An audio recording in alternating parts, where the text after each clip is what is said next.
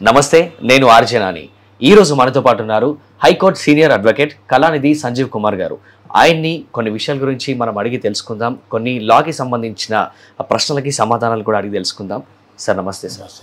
Sir ఈ మధ్య కాలంలో బాగా వినిపిస్తున్న విషయం ఏంటంటే, అసలు పెళ్ళి అవుతుంది కానీ పెళ్లి కంటే ఫాస్ట్గా విడాకులు కూడా అయిపోతున్నాయి అని అంటున్నారు. అంటే ఎందుకు ఇప్పుడు న్యాయ వ్యవస్థ అనేది అంత తొందరగా విడాకులు ఎందుకు ఇస్తుందని ఒకటి, మళ్ళీ కూడా ఏంటంటే ఎందుకు భార్య భర్తల మధ్య ఇంత తొందరగా విడాకులు అనే పదం ఎందుకు వినిపిస్తుంది? ఎందుకు అవుతుందంటే ఇద్దరి మధ్య పొరపచ్చాలు, ఇళ్లలో గొడవలు, ఈగో క్లాషెస్. ఇద్దరు కూడా సపోజ్ ఇద్దరు సాఫ్ట్వేర్ జాబ్ చేసుకున్నారనుకో, ఇద్దరి జీతాలు ఎక్కువ ఉన్నాయనుకో, ఎవరెవరు లెక్క చేస్తారు, ఎవరెవరు కేర్ చేయరు. ఇది ఒక పాయింట్. రెండవది ఏంటంటే వాళ్ళలో ఏదైనా చిన్న ఇష్యూ అయినా కూడా సరే ఈ అమ్మాయి వెళ్ళి వెంటనే అమ్మగారికి వెళ్ళి నాన్నగారికి వెళ్ళి చెప్పడం, దాంతో ఇష్యూస్ బర్నింగ్ అవ్వటం. అమ్మాయి అని కాదు, అబ్బాయి అయినా సరే, అమ్మ ఇలా చేస్తుంది ఇలా చెప్తుంది, వీడియోలు చేస్తున్నాయి, ఇలా అబ్బాయి ఇలా అమ్మాయి వాళ్ళ అమ్మ నాన్నకి పేరెంట్స్కి కంప్లైంట్ చేయడం. వీళ్ళిద్దరి మధ్య ఎప్పుడైతే సఖ్యతగా ఉంటారో, కలిసిమెలిసి ఉంటారో అసలు గొడవలే ఉండవు. అసలు మధ్యలో నాకు అర్థం కాని విషయం ఏంటంటే, పేరెంట్స్ ఎందుకు ఇన్వాల్వ్ చేస్తారు వీళ్ళు, అది అర్థం కాదు.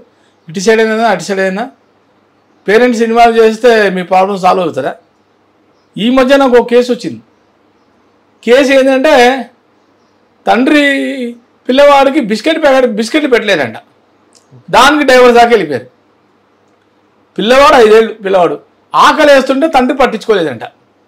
తండ్రి పట్టించుకోలేను, నువ్వు నా కొడుకుని ఏం పట్టించుకోవట్లేదు, వాడికి తిన్నావా ఏం చేసావా నేను అడగట్లేదు, నువ్వు ఇలా అయితే నాకు వద్దు అని చెప్పి ఇల్లు విడిచి అలిగి వెళ్ళిపోయింది తల్లి భార్య. ఇతను షాకు, నేను పెట్టకపోవడం ఏంటి, నేను అతను తెలీదా నాకు, బిస్కెట్ ప్యాక్ కూడా ఇచ్చి బిస్కెట్ పెట్టేంత ఇది నేను కెపాసిటీ లేదా, నాకు 90,000 శాలరీ వస్తాను, నేను పెద్ద కంపెనీలో పనిచేస్తున్నాను, నేను ఈ రకంగా చేస్తావాను అని చెప్పి ఎన్నోసార్లు ప్రాధాయపడ్డాడు. ఎన్నోసార్లు ఫోన్లు చేస్తే ఫోన్లు కూడా రెస్పాండ్ అవ్వకపోవటం. ఆ తర్వాత వాళ్ళ ఈ అబ్బాయి పేరెంట్స్ అని వేరే స్టేట్లో ఉంటారు. ఆ అబ్బాయి పేరెంట్స్ వస్తే ఇతన్ని అడగడం, ఏదైనా అమ్మాయి ఏం చేస్తుంది, నువ్వు వెళ్ళిపోయావంటే అమ్మాయి రావట్లేదు అంటే ఏమైంది గొడవ అంటే, ఇతను ఏమైనా చెప్తే వాళ్ళ నాన్న అబ్బో ఎక్కడ ఫీల్ అవుతారో, వాళ్ళ నాన్న అబ్బో 80 years ఆయనకి, అబ్బో ఇద్దరు పెద్దవాళ్ళు వృద్ధులు, ఈ ఏక చెప్తే వాళ్ళు ఎక్కడ బాధపడతారు, ఇతను దాచిపెట్టడం, ఇతనే కుళ్ళిపోవడం, నలిగిపోవడం, ఎన్నో చాలాసార్లు చూశాడు, వస్తుందేమో చూశాడు. ఇక రాకపోయేసరికి దానికి డైరెక్ట్గా ఆర్సీఆర్ ఇచ్చారు, రెస్ట్రిక్షన్ ఆఫ్ కన్జ్యూమర్ రైట్స్ అని. RCR under section 9 of Hindu marriage act 1955 ప్రకారంగా ఆయన డైరెక్ట్గా మామూలుగానే లోయర్ కోర్టులోనే ఒక కేసు ఫైల్ చేయడం జరిగింది. నేను రాకపోయేసరికి నువ్వు నా మీద కేసు ఫైల్ చేస్తావు అని చెప్పి అమ్మాయి ఫోన్ ఎంటిటీ వేసి ఇతని మీద ఫోన్ ఎంటిటీ వేసి ఇతనికి నోటీసులు ఇప్పించింది. వాళ్ళ అమ్మా నాన్నకి నోటీసు ఇప్పించి, వీళ్ళ తమ్ముడు ఏమైనా అమెరికా లండన్లో ఉంటాట, తమ్ముడు బాగా వాళ్ళకి నోటీసులు పోయినాయి. గొడవ అయింది భర్తతో, అయితే వాళ్ళందరికీ నోటీసులు ఇవ్వడం, వాళ్ళేం తప్పు చేశారు అంటే లేదు, వాళ్ళు నన్ను సరిగ్గా ట్రీట్ చేయలేదు, మా అత్తగారు మామగారు నన్ను సరిగా పట్టించుకోలేదు, నన్ను సరిగ్గా కేర్ చేయలేదు, మీ గొడవలు మీరే పడండి, మీ ఏడు పేరు మీరే ఆడండి, దీంట్లో మమ్మల్ని ఇన్వాల్వ్ చేయొద్దు అని చెప్పి అత్తగారు మామగారు ఈ అమ్మాయిని అన్నారంట, కోడలు చెప్తోంది. సో ఈ రకంగా గొడవలు అవుతుంటే మీరు ఇంకా నాకు వద్దంటే నాకు, సై అంటే సై, నువ్వు పోతుంటే పో, నేను పోతుంటే పో. అందుకనే ఇప్పుడు కొత్తగా సుప్రీంకోర్టు లేటెస్ట్ జడ్జిమెంట్ ఏం చెప్తానంటే, ఎవరైనా సరే విడిపోవాలనుకుంటే మ్యూచువల్ కన్సర్న్ డైవర్స్ తీసుకోండి. According to section 13B of Hindu marriage act 1955 ప్రకారముగా మీరు ఒకవేళ డైవర్స్ తీసుకోవాలంటే మ్యూచువల్ కన్సర్న్ డైవర్స్ తీసుకోండి. ఒక MOUలో రాసుకోండి, మెమోరాండం ఆఫ్ అండర్స్టాండింగ్ రాసుకోండి, పెళ్ళప్పుడు ఏమేమి ఖర్చులు పెట్టారు, అమ్మాయి తరపున అబ్బాయికి ఏమి ఇచ్చారు, అబ్బాయి తరపున అమ్మాయికి ఇచ్చారు రాసుకోండి. ఆ తర్వాత మీరు డైరెక్ట్గా కోర్టుకు వెళ్ళండి. కోర్టులో ఫస్ట్ అయితే కౌన్సిలింగ్ అవుతుంది. కౌన్సిలింగ్ కానీ వెంటనే 6 months లోపలే మీకు డైవర్స్ వచ్చే ఆస్కారం ఉంది. లేదు కాదు ఇంకా పంచాయతీ పెడతాను, ఇంకా పెద్దగా చేసుకుంటారంటే వెళ్ళండి, క్యూరాలిటీ కంటెస్టెడ్ డైవర్స్ చేసుకోండి. 3 ఏళ్ళు 4 ఏళ్ళు కోర్టు చుట్టూ తిరగండి. కంటెస్టెడ్ డైవర్స్ అంటే దానికి ఊరికే రాదు డైవర్స్, క్యూరాలిటీ క్రూరత్వంగా ఇల్లీగల్ అఫైర్స్, అమ్మాయి తరపున కానీ అబ్బాయి తరపున నువ్వు అక్రమంగా పెట్టుకున్నావు అమ్మాయి అమ్మాయి భార్య ఉందనుకో అబ్బాయి మీద, నువ్వు నాతో సరిగ్గా ఉండట్లేదు ఇంకో అమ్మాయితో ఉంటున్నావు అని చెప్పి ఆ రకంగా కంటెస్టెడ్ డైవర్స్ అమ్మాయి అని వేయచ్చు. సేమ్ ఇతను అమ్మాయి మీద వేయచ్చు, నువ్వు వేరే వారితో తిరుగుతున్నావు నాకు చెప్పకుండా, నువ్వు నాతో మాట్లాడలేదు, రోజు నువ్వు వాట్సాప్లో ఏదో వారితో చాటింగ్ చేస్తున్నావు, ఈ అబ్బాయి అన్న ఇలాంటివన్నీ కూడా ఉంటాయి. తర్వాత అమ్మాయికి ఏమైనా కుష్టు రోగం ఉన్నా, ఏదైనా రకాల రోగాలు ఉన్నా ఇవన్నీ కూడా కమ్స్ అన్న క్రుయాలిటీ కింద వస్తాయి, లెప్రసీ అంటారు. ఈ రకంగా 2 రకాలు చెప్పే కదా, కంటెస్టెడ్ డైవర్స్ కానీ ఆర్ మ్యూచువల్ కన్సెంట్ డైవర్స్ కానీ. విడిపోవాలి త్వరగా రామ్ రామ్ అనుకుంటే మ్యూచువల్కి వెళ్ళిపోండి.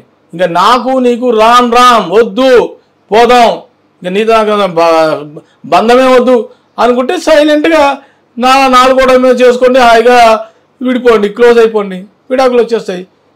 ఫస్ట్ కౌన్సిలింగ్ అవుతారు, అడుగుతారు వాళ్ళు కూడా, కోర్టు జడ్జి అడుగుతారు, ఏమన్నా మీరు కలిసి ఉండొచ్చు కదా ఎందుకు అంటారు, లేదండి మాకు డిసైడ్ అయిపోయాము, నాకు ఇంత పడదు, ఈయన సైకో, ఈయన నా మాట వినట్లేదు, సాడిస్ట్గా బిహేవ్ చేస్తున్నాను, ఇంట్లో కొడుతున్నాడు నన్ను, నాకు అక్కర్లేదు, ఈయన నాకు పెళ్ళే వద్దు, నాకు కాపురం వద్దు, ఇంత కాపురం ఏం చేయను, నాకు దయచేసి నాకు విడాకులు ఇప్పించండి అంటే ఆ రకంగా కోర్టు చూస్తుంది.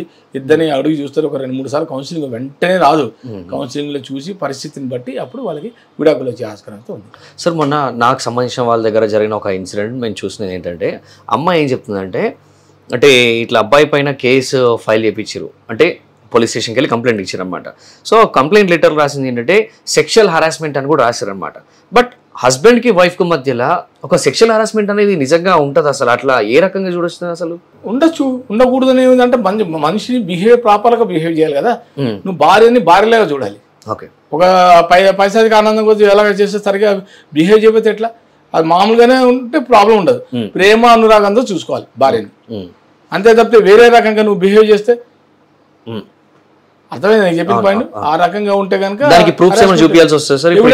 ఎవిడెన్స్ లేకుండా ఊరికి అమ్మాయి ఎలిగేషన్ పెట్టేసి చెప్పేస్తే సరిపోదు. అందుకని దీనికి కూడా రికార్డెడ్ ఉండాలి, ప్రూఫ్ ఉండాలి, ఆడియో ఉండాలి, వీడియో ఉండాలి, ఇవన్నీ ఉండాలి, ఎవిడెన్స్ ఉండాలి. ఇవన్నీ చూసి కోర్టులో పరిశీలించిన తర్వాతనే ఈ అమ్మాయి చెప్పింది కరెక్ట్ లేదా అబ్బాయి చెప్పింది కరెక్ట్, ఎవరు ఎవిడెన్స్ ఇస్తే వాళ్ళు ఆ ప్రకారంగా చట్ట ప్రకారంగా జరుగుతుంది ఏం జరిగినా. అసలు మరి ఇంతకు ముందు ఎందుకు చాలా డేస్ పడుతుండే, కొన్ని నెలల పాటు పడుతుండే, సంవత్సరాల పాటు పడుతుండే ఈ డివర్స్ అనేది, బట్ ఇప్పుడు మాత్రం ఇంత తొందరగా అయిపోతుంది కదా? అంటే ఎందుకు కోర్టు ఎందుకు ఇట్లాంటి? ఒకప్పుడు భార్య భర్తని గౌరవించేవాళ్ళు, భర్త కూడా భార్యని గౌరవించేవాళ్ళు, ఇచ్చిపుచ్చుకునే ధోరణిలో ఉండేది. ఒకరు మర్యాద పూర్వక మంచిగా గౌరవించుకునేవాళ్ళు ఒకప్పుడు.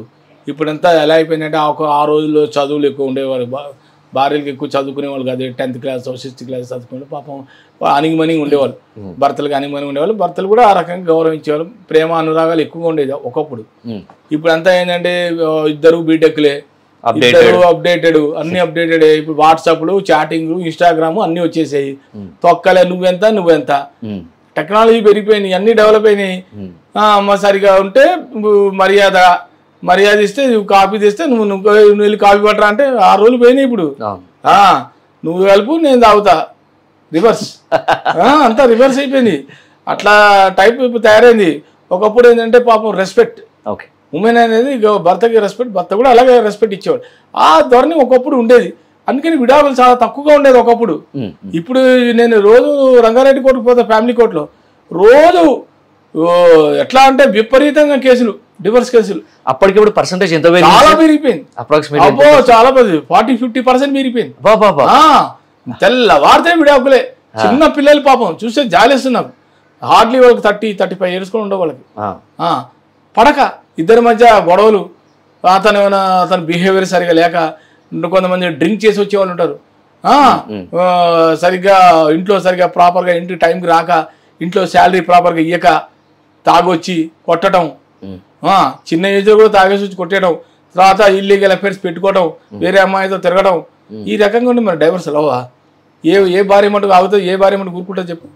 సార్ మీరు మీ సర్వీస్లో ఇప్పుడు ఈ డివోర్స్ కేసులో విషయంకి వస్తే మీరు చూసినంత వరకు ఇంత సిల్లీ రీజన్ కూడా డైవర్స్ అడుగుతున్నారా అనిపించిన కేసు ఏదైనా మీరు చూసిరా సార్? అట్లా నాకైతే వచ్చిన 3 కేసులు వచ్చాయి, కానీ అది డైవర్సులు అంటే కొన్ని ప్రాపర్టీ విషయంలో నాకు వచ్చిన కేసులు వచ్చి కరీంనగర్లో ఇప్పుడు కేసు చెకప్ చేస్తున్నా.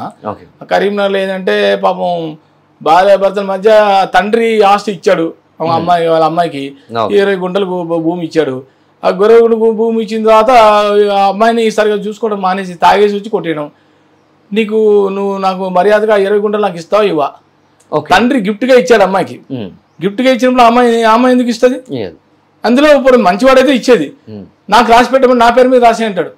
అబ్బాయి తల్లి అత్తగారు కూడా మా కొడుకు రాసేసాయి, నువ్వేం చేసుకుంటావు, మీ నాన్నకి ఇచ్చేస్తా, నువ్వు ఈమెకి ఇచ్చి నా కొడుకు ఇచ్చేచ్చు కదా అని బెదిరింపులు, వేధింపులు. సో కంటెస్టెడ్ డైవర్స్ చేశాను నేను. ఒక గుంట కూడా ఇవ్వద్దని చెప్పి అమ్మాయికి.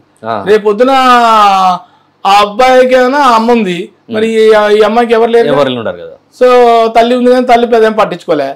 సరే నువ్వు ఆస్తులు ఎవరికి ఇవ్వద్దు, పెట్టుకో, ఎందుకు నువ్వు ఏడాది అయితే ఆటోమేటిక్గా అదే డైవర్స్ వచ్చేస్తుంది, నీ ప్రాపర్టీ నీకే ఉంటుంది. ఆ 20 గుంటలు ఉంటుంది, ఒక 50 సెక్యూరిటీ, అదే అమౌంట్ నీకు జీవితాంతం అలాగే బతికేసాయి అని చెప్పి నేను అడ్వైస్ ఇచ్చాను. ఆ ప్రకారంగా కోర్టులో కేసు నడుస్తుంది, ప్రాబ్లం లేదు. తర్వాత దాంట్లో కూడా నేను మెయింటెనెన్స్ అడిగాను. అకార్డింగ్ సెక్షన్ CRPC 125 ప్రకారంగా మెయింటెనెన్స్ తప్పకుండా ఇవ్వాలని సుప్రీం జడ్జిమెంటే ఉంది. పెళ్లి చేసుకున్న తర్వాత అమ్మాయికి మెయింటెనెన్స్ ఇవ్వను, మరి ఏదో కదా బతకడానికి ఇవ్వాలి కదా. సో అది కూడా వేసాను, నేను మెయింటెనెన్స్ కూడా వేసాను.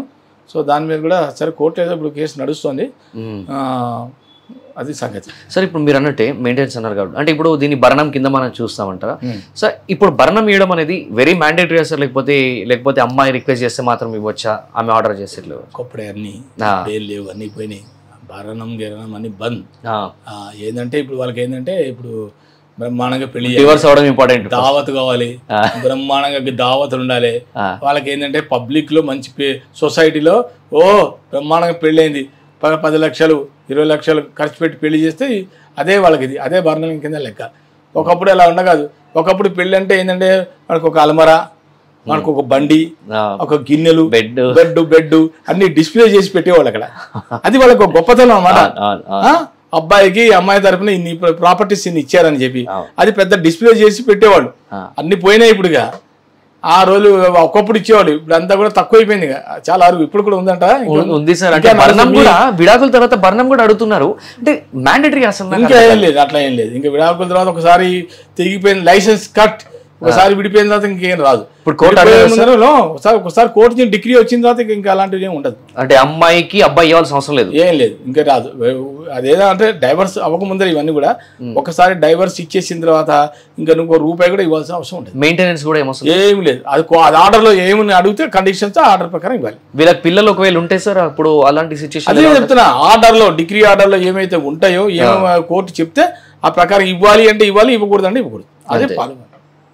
అసలు ఈ 498 ఏం చెప్తుంది సార్ మనకి దీని గురించి? మనం మధ్యకాలంలో 498 అతను నన్ను సరిగా ట్రీట్ చేయట్లేదు, క్రూరత్వంగా నన్ను చూస్తున్నాడు, క్రూరత్వంగా.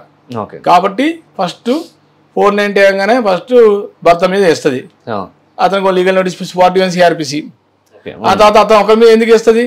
అత్త మామ వాళ్ళకి నోటీసులు, అతని మరుదులు ఉంటే మరుదుల మీద వేస్తుంది, తమ్ముడు అన్నో ఎవరు ఉంటారు కదా, మేనమామలు ఎవరు ఉంటే వాళ్ళ మీద వేసేయడమే. ఎందుకు వాళ్ళందరి మీద ఎందుకు వేయచ్చు? అదే కదా వచ్చింది మూర్ఖత్వం అనుకోవచ్చు. Arnesh Kumar versus state of Bihar 2012 సుప్రీంకోర్టులో జడ్జిమెంట్, లేటెస్ట్ బర్నింగ్ ఇష్యూ అయింది అప్పుడు ఆ టైంలో. అర్నేష్ కుమార్ వైఫ్ ఏం చేసిందంటే కావాలని మా అత్తగారు మామగారు నన్ను వేధిస్తున్నారని చెప్పి ఒక ఎలిగేషన్ పెట్టి పోలీస్ స్టేషన్ ఒక FIR లాడ్జ్ చేసింది. FIRలు అన్ని ఫేకే, అన్ని రాంగే. దానివల్ల ఏమైపోయింది, చాలా మంది బంధువులకు అందరికీ నోటీసులు వెళ్ళిపోయినాయి, చాలా మంది తర్వాత అరెస్ట్ కూడా అయ్యారు. అయ్యో, చాలా పెద్ద బర్నింగ్, 6 రోజులు నోటీసులు కూడా లేవు, డైరెక్ట్ అరెస్టే. ఈ జడ్జిమెంట్ వచ్చిన తర్వాతనే 41 CRPC స్టార్ట్ అయినాయి ఇవ్వడాలు. అంతకుముందు లేవులా, అంతకుముందు డైరెక్ట్ అరెస్ట్లేగా. ఇప్పుడు పోలీసులు, ఇప్పుడు సిస్టమ్ మారిపోయింది. ఇప్పుడు ఎవరిని కూడా డైరెక్ట్గా అరెస్ట్ చేయడానికి వీలేదు. 498 వేసినా కూడా no question of arrest. First notice ఇవ్వాలి, తర్వాత 2-3 నెలలు ఎంక్వైరీ చేయాలి, విచారణ తేలిన తర్వాతనే అరెస్ట్ అనేది. ముందరైతే డైరెక్ట్గా అరెస్ట్ అయితే చేయకూడదు. ఇప్పుడు సిస్టమ్ అంతా మారింది అదనమాట. 498 is a very powerful section Indian penal code. Yes, ఆ 498 ఒకసారి అమ్మాయి వేసిందంటే భయపడాల్సిందిగా. ఇప్పుడు అది ప్రూవ్ అయితే సార్, 498 ప్రూవ్ అయితే ఎట్లుంటుంది సార్? ప్రూవ్ అయితే పోతాడు. ఎన్ని ఇయర్స్? 3 ఏళ్ళు. ఎస్, మళ్ళీ ఫైన్ తో కూడిన 3 ఏళ్ళు అన్ని వేస్తారు. బాబా సార్, మొత్తంగా చూసే పవర్ ఇప్పుడు అమ్మాయి సైడ్ ఎక్కువ ఉన్నట్టు అనిపిస్తుంది. చాలా పవర్ఫుల్ ఫర్ ఉమెన్, వాళ్ళే వేస్తారు అది. కాబట్టి కోర్టు కూడా వాళ్ళకే ఎక్కువగా లేడీస్కి ఏదో DBC డొమెస్టిక్ వైలెన్స్ యాక్ట్ 2005 అది కూడా అంతే. డొమెస్టిక్ వైలెన్స్ వాళ్ళు ఇప్పుడు ఏం చేస్తున్నారంటే 498 కాదు, DBC కూడా వేస్తున్నారు కలిపి లింక్. దాంట్లో కస్టడీ, సపోజ్ పిల్లలు ఉన్నారనుకో, కస్టడీ చిల్డ్రన్, మరి రెసిడెన్షియల్ గృహం కావాలి, మరి నువ్వు నన్ను పట్టించుకోకుండా ఇంటికి వదిలేసావు నన్ను, మరి అమ్మాయికి ఇల్లు అక్కర్లేదా, ఫుడ్ వద్దా, షెల్టర్ వద్దా, కస్టడీ పిల్లలకి చైల్డ్ వాళ్ళకి కస్టడీ చైల్డ్ వద్దా, మన పిల్లల్ని ఎవరు చూసుకుంటారు? ఇన్ని ఉన్నాయి దాంట్లో డీబీసీలో. అది కలిపి ఇది కలిపి చేసిందంటే తడిపి మోపుడైపోతుంది మనోడికి. మెయింటెనెన్స్ ఇవ్వాల్సి వస్తుంది, చాలా ఉంటుంది ఇది. అందుకనే భార్యాభర్తలు చాలా జాగ్రత్తగా అనవసరంగా గొడవలు పడకండి, మ్యూచువల్ అండర్స్టాండింగ్ ఉండండి. చాలా కేసులు వస్తున్నాయి అనవసరంగా. ఎమోషన్స్ మెయిన్గా, ఉద్రేకాలు, ఈగో వల్లనే అసలు కొంప కొల్లాడడానికి కారణం ఈ ఈగోల వల్లే అసలు సంసారాలన్నీ నాశనం అయిపోతున్నాయి. ఇంకోటి ఏంటంటే మెయిన్గా ఇద్దరు కూడా బోత్ సైడ్స్, భర్త ఏదన్నా ఒక భార్య ఏదన్నా వెంటనే అమ్మకి చాటింగ్. ఇప్పుడు వాట్సాప్లో వచ్చాయి కదా, చాటింగ్లో మా ఆయన నన్ను ఇవాళ తిట్టాడు, ఇవాళ మా ఆయన నాకు ఫుడ్ పెట్టలేదు. ఇవే చాటింగ్లు అయితే వేరే చాటింగ్ ఉండవు వాడికి. ఇక ఇవి టెక్నాలజీ బాగా డెవలప్ అయింది కదా, దీంతోనే ఎక్కువ డైవర్సల్ వస్తున్నాయి. అది అనవసరంగా వాళ్ళని ఇన్వాల్వ్ చేయకూడదు, పేరెంట్స్ ఇన్వాల్వ్ చేయకూడదు. వీళ్ళు చూసుకొని వీళ్ళు మేనేజ్ చేసుకోవాలి తప్పితే అలా చేసుకుంటే ఎక్కడ సంసారాలు ఏం ప్రాబ్లం రావు, అసలు ఇంకా డివోర్సులు కూడా రావు అసలు. ఫైనల్ ఇదే అర్థం అనుకున్నా. యాక్చువల్లీ ఏం మెసేజ్ ఇస్తారు సార్ ఇప్పుడున్న వైఫ్ అండ్ హస్బెండ్ కానీ, బట్ మీరు కలిపి ఆన్సర్ చెప్పేశారు. Thank you so much sir. మళ్ళీ నెక్స్ట్ టాపిక్ గురించి కూడా మాట్లాడాలి, మళ్ళీ డెఫినెట్గా మీ దగ్గర వస్తాం. Thank you.